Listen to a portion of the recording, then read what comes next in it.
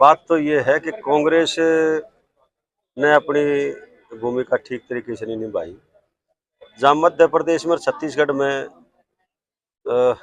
India गठबंधन की पार्टियां जो इसमें शामिल हैं, उनसे अगर कांग्रेस समझौता करके चलती तो हो सकता है कि कुछ रिजल्ट बदल सकता था।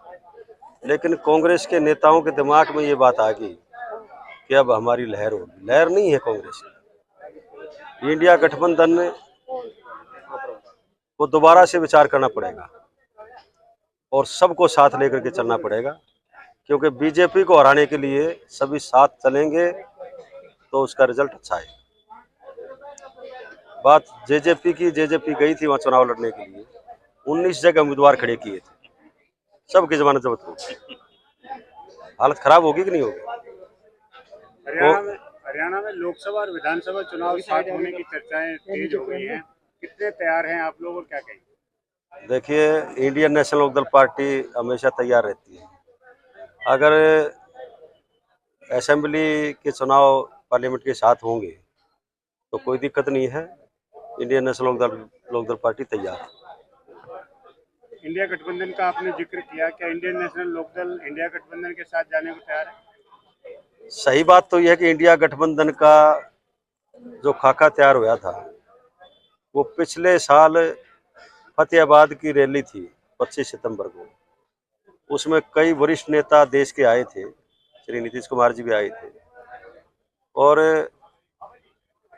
वो शरद पवार जी भी आए थे। उसमें बहुत नेता लोग आए थे और उसमें ये तय हो गया था कि पूरे देश के सभी पार्टियों को एकजुट होना पड़ेगा और उसकी शुरुआत फतेहाबाद से नीतीश कुमार जी ने कर दी थी कि हम चौधरी ओम प्रकाश चौटाला जी के नेतृत्व में ये लड़ाई लड़ेंगे, इनसे आशीर्वाद लेकर के ये लड़ाई को हम आज से शुरू करने जा रहे हैं।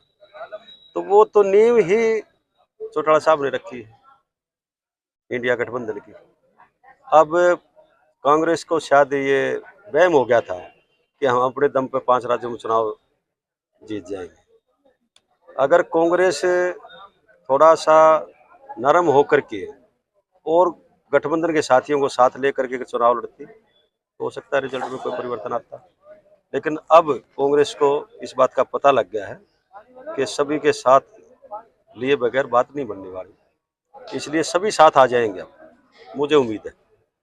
आपने कहा कि अभय सिंह चौटाला जी अगर आज चुनाव होते हैं तो मुख्यमंत्री बनेंगे, क्या त्रिशंकु विधानसभा के आसार हरियाणा में जा रहे हैं? देखो, फिलहाल का जो हालात जो लोग चर्चा कर रहे हैं, मैं तो ये बात कह रहा हूँ कि चौधरी अभय सिंह चौटाला जी हर हालत में सीएम बनेंगे।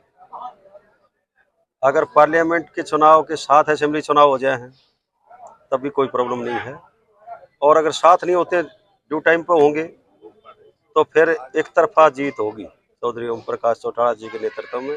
भाई अभय सिंह चौटाला जी सीएम बनेंगे। मेवात कांग्रेस और इनेलो का गढ़ रहा है। इनेलो इस गढ़ को बचाने के लिए क्या प्रयास करें? 5 की 5 सीट आएंगी। बात की 3 नहीं 5, सोना भी और साथ में 3 भी।